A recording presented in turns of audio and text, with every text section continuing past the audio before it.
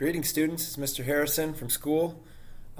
This is your agenda here for 9/17 as well as 9/18, depending on if you're A day or B day.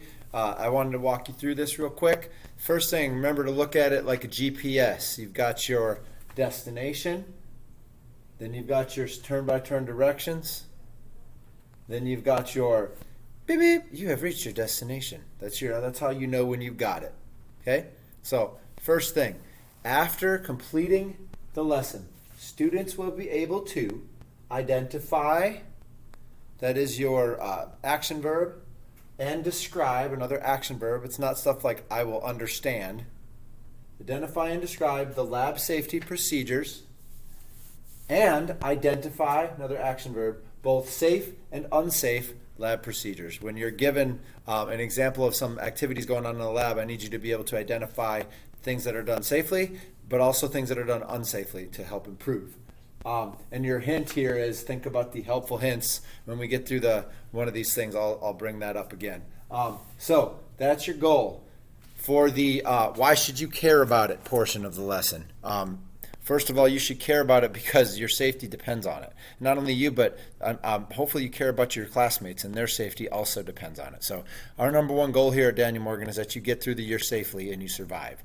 So help us with that by doing the lab safety procedures correctly. I wanted to bring you over to the other side of the board because I wanted to show you the big idea. Hopefully you can read it. It says, using chemicals and equipment properly ensures safety and accuracy.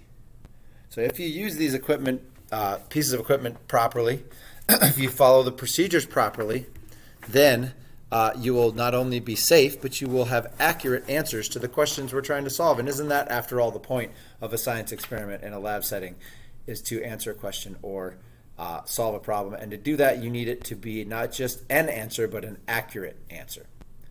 So this is how we do that, is to be able to figure out, identify, describe what safety procedures are, and identify when they're being used and when they're not. So here's our agenda. We're going to get to this. We're going to get to you be able to do all this stuff that we just talked about by the agenda video. First of all, the bell work question, which says, what is one thing that you could do to make sure that everyone stays safe in a science lab? So it kind of relates to that same that learning goal question. Then we're going to do a slideshow that walks you through our safety procedures. And then the last couple slides are the helpful hints. And when we looked at the learning goal, it says think about the helpful hints for that second part. That's going to help you there.